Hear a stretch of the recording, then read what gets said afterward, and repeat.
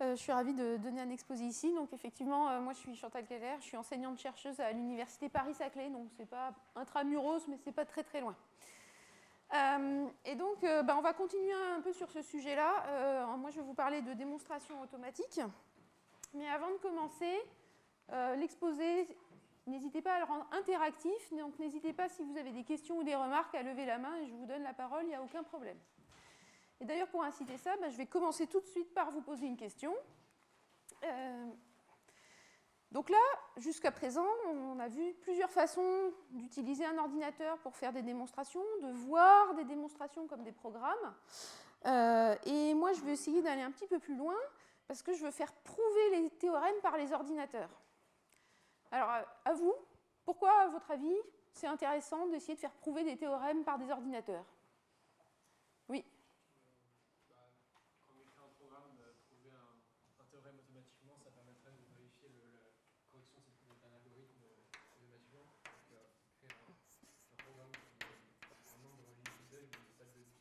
Donc pour la preuve automatique de programme, si je comprends bien.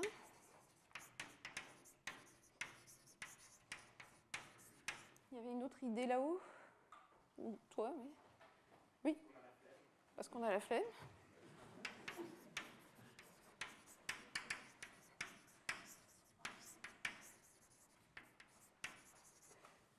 Oui. Gagner du temps.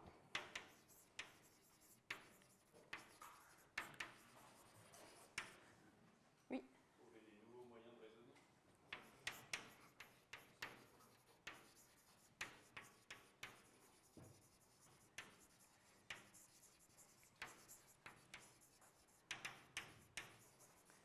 Une dernière, oui.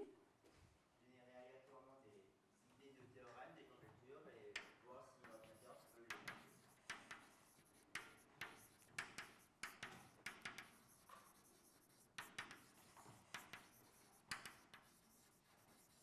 Donc, si je comprends bien, l'idée, c'est de générer des énoncés, et puis, si on peut les prouver automatiquement, ces énoncés deviennent des théorèmes. Alors, vous avez plein de bonnes idées. J'avais proposé d'autres choses, mais effectivement, ça ressemble un petit peu à... Ça ressemble un petit peu à parce qu'on a la flemme, je ne sais pas, mais en tout cas, voilà, pour remplacer les mathématiciens et les mathématiciennes, d'accord. Ricardo, là, devant sa machine, il est obligé de faire toutes les preuves parce que tant qu'il y a des souris, ça ne marche pas. S'il avait qu'à appuyer sur un bouton, il pourrait aller se servir un café. Parce que c'est amusant aussi, parce que, on va le voir, ça va être un petit peu le sujet de mon exposé, il y a plein de pans de recherche qui tournent autour de la démonstration automatique. Parce que ça permet aussi de mieux comprendre les fondements des preuves.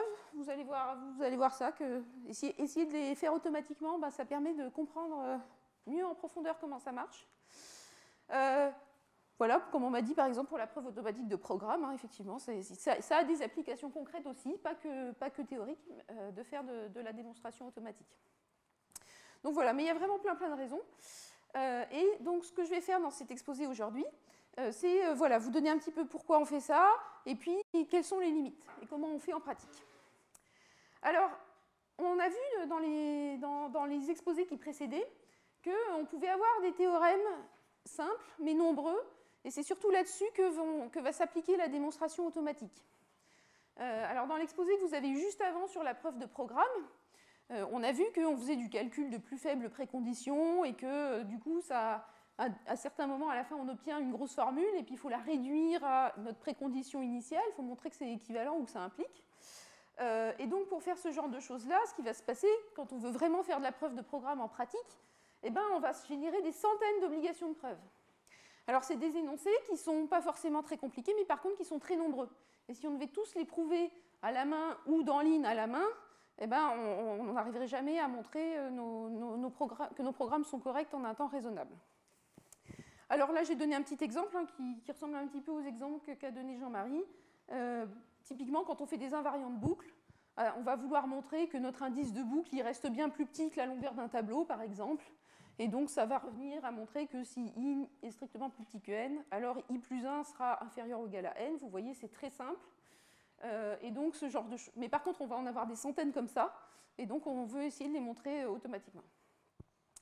Dans la démonstration interactive, on a vu un petit peu que Ricardo, il a un problème difficile au départ, et il fait une preuve, et puis au fur et à mesure de la preuve, il se ramène à des choses qui sont déjà connues ou à des cas triviaux qu'on n'écrirait même pas sur le papier. Comme à la fin, il avait une preuve que P divise 1, donc, et une preuve que c'est faux que P divise 1, et ben, fallait encore faire une étape pour en déduire le faux. Et ben, typiquement, c'est le genre de choses où on aimerait juste cliquer sur un bouton, et même potentiellement des choses un peu plus compliquées. Et donc, la question d'aujourd'hui, c'est qu'est-ce qu'on peut faire pour essayer d'aider toutes ces personnes-là à faire leurs preuves. Alors, il va y avoir deux parties dans mon exposé. Une première partie un peu tristounette, où je vais montrer des résultats un peu théoriques qui montrent qu'on ne peut pas faire de démonstration automatique. Et puis une deuxième partie plus joyeuse, où je vais montrer qu'en pratique, on peut quand même faire des tas de choses. Alors on va commencer par la partie tristounette, où je vais vous raconter un petit peu ce que c'est que l'incomplétude, l'indécidabilité, la complexité, pour comprendre pourquoi c'est difficile de faire de la démonstration automatique. Alors moi je remonte en 300 avant Jésus-Christ. On en a parlé un tout petit peu tout à l'heure. Il y avait un mathématicien qui s'appelait Euclide, et il a écrit un bouquin de géométrie qui s'appelle Les éléments. Et entre autres, dans ce livre, ce qu'il fait, c'est qu'il essaye justement de poser tous les fondements de la géométrie.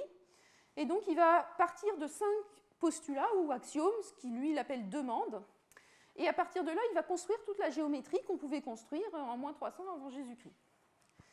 Et donc, j'ai listé ici, ça se met en intransparent, les 5 demandes. Entre deux points, on peut toujours tracer une droite, etc. C'est comme ça qu'il l'avait formulé à l'époque. Et quelque chose qui est particulièrement intéressant là-dedans, c'est la 5e demande, qui dit que si une droite tombant sur deux droites fait les angles intérieurs du même côté, c'est résumé par le dessin en haut à droite. En gros, si vous avez deux droites qui ne sont pas perpendiculaires à une autre droite, mais qui font des angles un petit peu inclinés, eh ben, elles vont se rencontrer à un moment. D'accord ? Ça, formulé autrement, ça dit aussi que si on prend une droite et un point qui n'est pas sur la droite, alors il y a une parallèle à la première droite qui passe par ce point. Alors pourquoi je vous raconte tout ça ? Parce que ce 5e postulat d'Euclide, eh ben, pendant longtemps, les mathématiciens se sont demandé, mais est-ce qu'on a vraiment besoin de ces 5 axiomes-là pour faire de la géométrie ? Ou est-ce qu'on ne pourrait pas montrer le 5e à partir des 4 premiers ? Et mine de rien, cette question-là, elle a occupé les mathématiciens pendant 2200 ans. Et c'est seulement au XIXe siècle qu'on s'est rendu compte que, eh ben, en fait, on ne pouvait pas montrer ce 5e postulat à partir des 4 premiers. Il fallait bien les 5 postulats pour faire la géométrie que faisait Euclide. Et le fait de se rendre compte que ce 5e postulat, potentiellement, si on l'enlevait, on pouvait obtenir d'autres formes de géométrie. C'est ce qui s'est passé au XIXe siècle, où on a inventé les géométries non euclidiennes, qui justement ne sont pas comme Euclide. Et donc vous avez typiquement à gauche ce qui s'appelle la géométrie sphérique, où cette fois-ci, au lieu de tracer des droites dans le plan, on va les tracer sur une sphère. Et donc là, typiquement, on voit qu'on a alors on ne voit pas très bien sur ce dessin, mais on a un triangle avec 2 angles droits à la base, quoi, mais pourtant ça se rejoint quand même. Ou à droite la géométrie hyperbolique. Donc tout ça pour dire que tout ça, c'est des géométries qui valident les 4 premiers postulats d'Euclide et qui ne valident pas le 5e. En résumé, ce que je viens de dire, c'est que si je me donne un système logique, donc sur mon exemple, mon système logique, c'est les postulats 1 à 4, et bien dedans, il y a des énoncés qui sont ni vrais ni faux. Et là, c'est le cas de la demande numéro 5. Elle n'est pas impliquée par les 4 premiers, mais le contraire n'est pas impliqué non plus par les 4 premiers. Donc c'est ni vrai ni faux. Et donc ça veut dire qu'il y a des énoncés qui ne sont pas prouvables. Parce que je ne peux pas, dans mon système logique constitué des 4 premiers, prouver cet énoncé-là, et je ne peux pas non plus prouver qu'il est faux. Alors, comme moi je m'intéresse à faire de la démonstration automatique, si déjà il y a des choses qui ne sont pas prouvables intrinsèquement en oubliant les ordinateurs et tout ça, a fortiori, ce n'est pas prouvable par un ordinateur, puisque de toute façon, ce n'est même pas prouvable par un humain, c'est juste quelque chose qui est indépendant, ce qu'on appelle indépendant du système logique. Donc déjà, ça c'est la première mauvaise nouvelle, c'est ce qu'on appelle l'incomplétude ou l'indécidabilité logique, c'est que de toute façon, dès qu'on se donne un système logique qui est un tout petit peu intéressant, en général, eh ben, il va être incomplet. Donc ça, c'est des choses qui ont été plus formalisées au XXe siècle. Mais c'est le cas, par exemple, je vous ai montré sur les 4 premiers postulats des éléments d'Euclide, eh ben, c'est incomplet puisque dedans, je ne peux pas prouver le 5e ni prouver son contraire. Line, qui vous avait été présenté il y a 2 exposés, c'est aussi un système logique dans lequel il y a des énoncés qu'on ne peut pas prouver. On ne peut pas non plus prouver qu'ils sont faux. Même en prenant des choses que vous manipulez tous les jours, l'arithmétique par exemple, en général, dans l'arithmétique, il y a des énoncés, on ne peut pas prouver qu'ils sont vrais ou faux. Donc voilà, malheureusement déjà, un ordinateur ne va pas non plus pouvoir prouver tous les énoncés, puisqu'il y en a qui ne sont même pas prouvables de toute façon. Il y a une question. Alors, en fait, disons, si on se place dans l'arithmétique, par exemple, on ne va pas pouvoir prouver que le système logique qui représente l'arithmétique est cohérent en utilisant juste le système logique qui représente l'arithmétique. Donc voilà, il faut se faire un peu des nœuds au cerveau quand même, mais il y a ce genre de choses-là. Alors c'est pour ça que d'ailleurs j'en viens à mon point d'après, un petit peu plus joyeux, c'est qu'en pratique, c'est pas tellement bloquant pour l'automatisation, ça, parce que les énoncés qu'on ne va pas pouvoir prouver, indépendamment de la machine, bah, ce n'est pas trop ce qui nous intéresse de prouver de toute façon, de façon automatique. Donc, il y a ce problème théorique, mais en pratique, il ne va pas trop nous impacter. Oui. Pourquoi est-ce qu'on parle d'incomplétude lorsqu'on dit qu'on ne peut pas prouver si un axiome est vrai ou pas vrai, puisqu'on l'a supposé vrai en le donnant comme axiome? Alors justement, là, je me plaçais dans le cas où je prends comme axiome les 4 premiers postulats d'Euclide, et j'essaye de prouver le 5e, ou de prouver qu'il est faux. Donc je ne l'ai pas mis en axiome. Okay. D'autres questions? Alors, on va arriver à un deuxième problème qui va être un peu plus gênant. Donc maintenant, on a compris qu'on se fixait un système logique, et on a compris que si on se donnait un énoncé que j'ai appelé E, eh ben, déjà, on ne pouvait pas dire juste soit E est vrai, soit E est faux, mais il y a une troisième possibilité qui est E est indépendant du système logique. Et donc maintenant qu'on est conscient de ça, on veut automatiser tout ça, c'est-à-dire on cherche à écrire un programme qui prend en entrée un énoncé E et qui me dit, au bout d'un temps fini, donc qui termine, si effectivement E est vrai, E est faux ou E est indépendant du système logique. Donc c'est ça la question, c'est est-ce qu'on peut écrire un tel programme? Alors pour ça, je vais parler un tout petit peu de modèle de calcul. On a déjà évoqué la machine de Turing. Là, je vous ai mis 2 schémas qui représentent une machine de Turing. Une machine de Turing, c'est une façon de modéliser ce qu'on peut calculer. Et typiquement, c'est représenté sous forme de une tête de lecture. Là, c'est mon Q1, là. C'est une tête de lecture qui va aller lire des choses qui sont écrites sur un ruban infini et qui va, en fonction de ce qu'il lit et de lui-même dans quel état il va faire une action. Donc ça, c'est une façon simple de représenter ce que c'est que le calcul. Et là-dedans, on va dire un programme, c'est une machine de Turing. Alors, quel est l'intérêt de faire ça? L'intérêt de faire ça, c'est de pouvoir poser de façon formelle la question que je vous ai posée de façon informelle juste avant. Parce que juste avant, ma question, c'était, voilà, est-ce que je peux écrire un programme qui fait telle chose? Donc en faisant ça, je suis en train non plus je suis en train de vraiment raisonner sur tous les programmes que je pourrais écrire. Et donc pour faire ça de façon formelle, il faut définir un objet mathématique qui va représenter tous les programmes qu'on pourrait écrire. Et c'est à ça que servent typiquement les machines de Turing.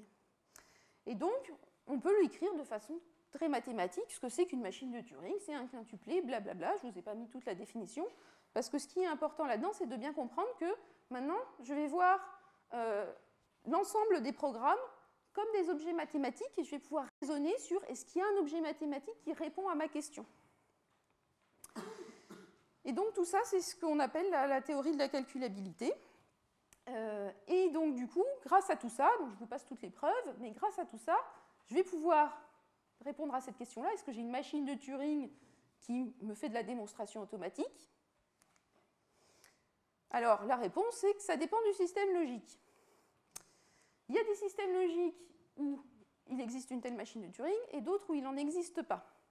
Et ceux où il n'en existe pas, c'est ce qu'on appelle l'indécidabilité algorithmique. Tout à l'heure, on a vu l'indécidabilité logique, qui est intrinsèque, ça ne dépend pas d'une machine.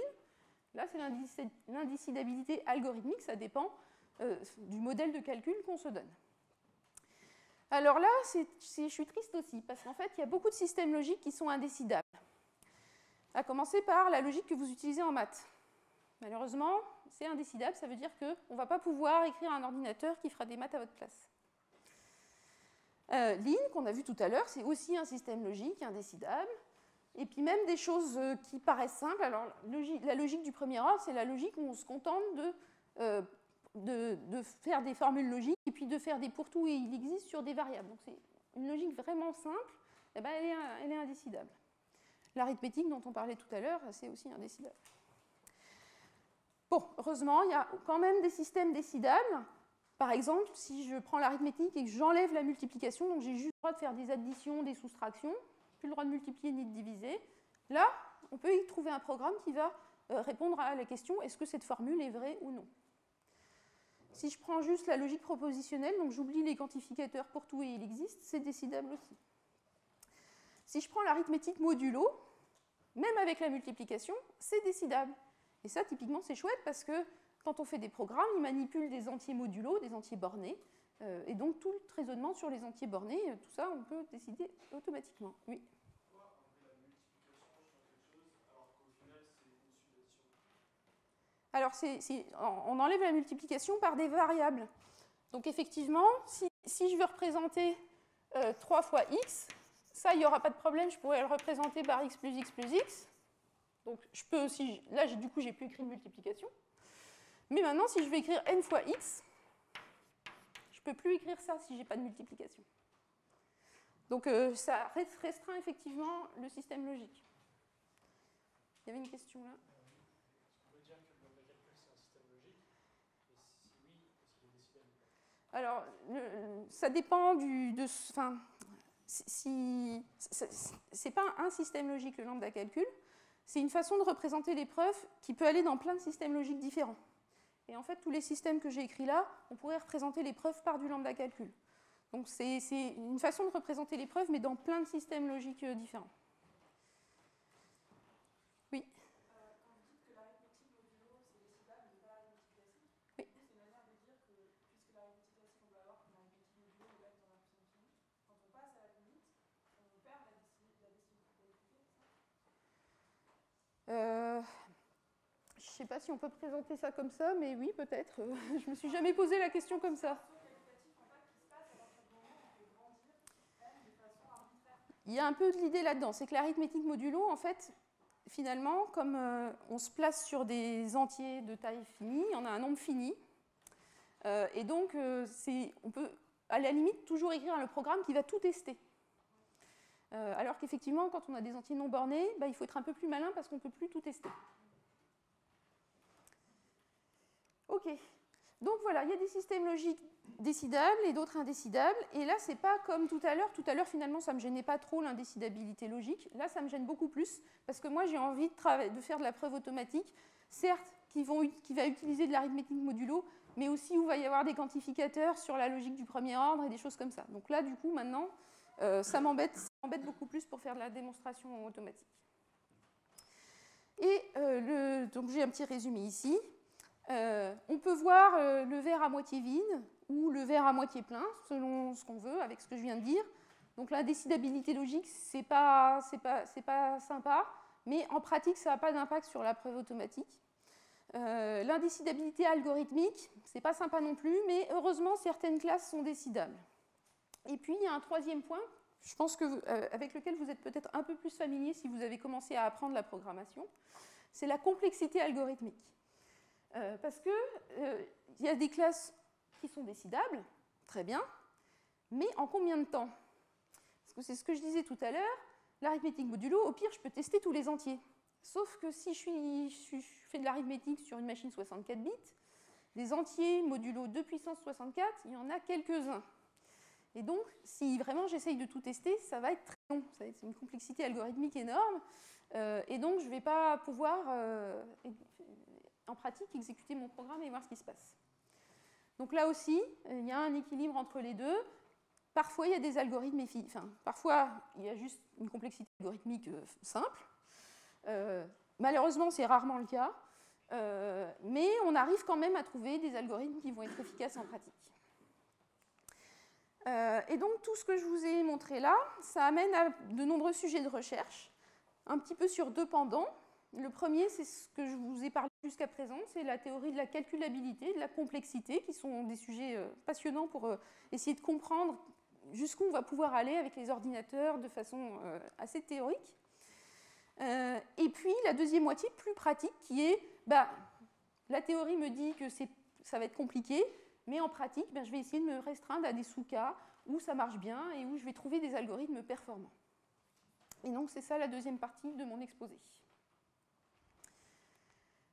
C'est qu'en pratique, on peut quand même faire de la démonstration automatique. Alors, il y a plein d'algorithmes qui existent. Je vais vous présenter juste un tout petit exemple. Mais il y a vraiment, voilà, même là, je n'ai pas tout mis. Il y a plein d'algorithmes qui existent pour faire de la démonstration automatique.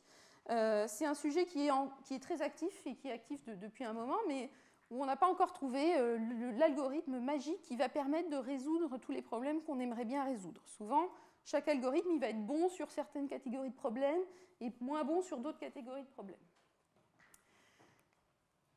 Le fait qu'il y ait plein d'algorithmes, ça fait qu'il y a encore plus d'outils, parce que chaque algorithme est implémenté par plein d'outils différents. Donc là, je vous ai mis quelques exemples qui sont souvent les plus utilisés en pratique. CVC5, le prouveur qui s'appelle E, Verity, SHPAS, Z3. Il en existe vraiment plein d'outils de démonstration automatique qui sont basés sur un ou plusieurs des algorithmes que j'ai mis au tableau là, et qui, du coup, vont être plus ou moins efficaces pour certains problèmes, et plus efficaces pour certains et moins pour d'autres. Moi, je vais vous présenter juste un exemple aujourd'hui, qui est ce qu'il y a au cœur d'outils qui s'appellent des outils de satisfiabilité modulo théorie, qu'on appelle en plus court SMT. Alors, qu'est-ce que ça veut dire satisfiabilité modulo théorie? Ça veut dire que je vais essayer de savoir si je peux satisfaire une formule modulo un certain nombre de théories. Donc je pars d'une formule qui parle juste de et, de ou, de pour tout logique. Et en plus, je vais rajouter des théories par-dessus, puisqu'on a vu que certaines théories, c'était facile, enfin en tout cas on pouvait les décider. Donc c'est l'exemple que j'ai mis ici. Là vous voyez, j'ai un et, donc je fais de la logique. Je me demande si je peux avoir à la fois deux formules. Et puis j'ai y plus 1 par exemple, donc je fais aussi de l'arithmétique, sans le fois. Comme ça, c'est décidable. Et puis, vous voyez, j'ai une fonction f que je ne connais pas, mais j'ai aussi de l'égalité. Donc, je ne connais pas la fonction f, mais je sais quand même, par exemple, que si a égale b, alors f de a est égal à f de b. C'est le principe des fonctions. Donc voilà, ça, je mélange plein de théories, et puis je me demande, est-ce que cette formule, elle est vraie? Donc voilà comment on va faire un prouveur SMT pour essayer de prouver ce genre de formule. J'espère que c'est assez gros. Voilà. Donc j'ai mon prouveur SMT, puis je lui envoie ma formule. Est-ce que je peux avoir à la fois ces deux choses-là? Et là, on va regarder un petit peu ce qui se passe à l'intérieur. Alors, ce qui se passe à l'intérieur, c'est qu'on a plein de boîtes qui vont se parler entre elles. On a une boîte fondamentale au milieu qui fait juste de la logique propositionnelle, donc juste des formules logiques avec des et, des ou, des implications, mais pas de pour tout, ni de choses comme ça. Et puis, cette boîte au milieu, elle va aller parler à d'autres boîtes qui, elles, sont efficaces sur certaines théories. Donc là, je vous ai dit, j'ai deux théories dans ma formule, l'arithmétique et l'égalité. Et je peux déjà dire tout de suite que cette architecture, elle est super intéressante, puisque je vous ai dit, les trucs sont décidables, mais on va avoir des algorithmes efficaces pour certaines classes et pas pour d'autres. Et bien là, on est dans un prouveur SMT, on essaye de faire se parler entre eux des algorithmes qui sont justement efficaces pour certaines classes de problèmes. Alors, comment est-ce qu'on va faire ça? Eh bien, on va d'abord envoyer tout à la boîte qui parle de logique propositionnelle. La boîte qui parle de logique propositionnelle, elle ne connaît pas le symbole égal, elle ne connaît pas le plus, elle ne connaît pas f. Elle ne sait pas ce que ça veut dire. Donc, on va lui abstraire la formule. X égale y plus 1, on va dire c'est juste une formule A. Et puis, f de x moins 1 égale f de y, c'est juste une formule B. Et à la boîte de logique propositionnelle, on va lui demander est-ce qu'on peut avoir A et non B, puisque c'est ma question de départ. Et la boîte de logique propositionnelle, elle va dire bah oui, aucun problème, il suffit de prendre A vrai et B faux. Alors évidemment, on ne va pas s'arrêter là, parce que là, on n'a pas du tout utilisé le fait qu'il y avait des plus et des égales, etc. Donc, ce que va faire ma boîte de logique propositionnelle, c'est quand même, elle va dire, je vais demander aux boîtes de théorie si j'ai raison. Donc, elle va envoyer le fait que A est vrai à l'arithmétique, puisque ça parle d'arithmétique. Et donc, elle va lui dire, tiens, toi, tu sais que x égale y plus 1. Et puis, elle va envoyer le fait que B est faux à la boîte d'égalité, puisque là, ça parle plutôt d'égalité, puisque mes symboles principaux, c'est f de quelque chose égale f de quelque chose. Donc, on va envoyer ça aux deux boîtes. Et jusque-là, tout le monde est content. D'accord ? L'arithmétique, elle peut trouver un x et un y tel que x égale y plus 1. D'accord ? L'égalité, elle peut trouver des x et des y et une fonction f telle que f de x moins 1 est différent de f de y. Donc pour l'instant, tout le monde est content et tout l'enjeu, ça va être comment on se parle. Et là, l'égalité, elle va être un peu maligne. Elle va dire ah, tu m'as envoyé cette formule-là, on peut en déduire une égalité plus simple ou une inégalité plus simple. On peut en déduire que x moins 1 est différent de y. Parce que s'ils étaient égaux, eh ben, quand j'applique f, peu importe la fonction f, ça serait égal. Donc il dit, je vais en déduire ça. Puis il va le dire à la boîte de logique propositionnelle. Alors je vous rappelle, la boîte de logique propositionnelle, elle ne sait toujours pas ce que ça veut dire moins et différent. Donc elle va juste dire, j'ai une nouvelle formule C et qui est fausse. Si, parce que j'ai changé le différent en égal. D'accord, je pose la formule C, c'est x moins 1 égale y. Et bien, la logique propositionnelle, elle sait que C est faux. Puis, on voit bien que ça parle d'arithmétique, donc elle se dit, je vais le transmettre à l'arithmétique. Et on voit que c'est là que commence à apparaître la contradiction. C'est que jusqu'ici, chaque boîte avait des formules dont il savait faire quelque chose et qui étaient vraies. Et maintenant, la boîte d'arithmétique, elle va pouvoir se dire, ah, là j'ai un problème parce que je ne peux pas avoir à trouver un x et un y tel que à la fois x égale y plus 1 et x moins 1 égale y.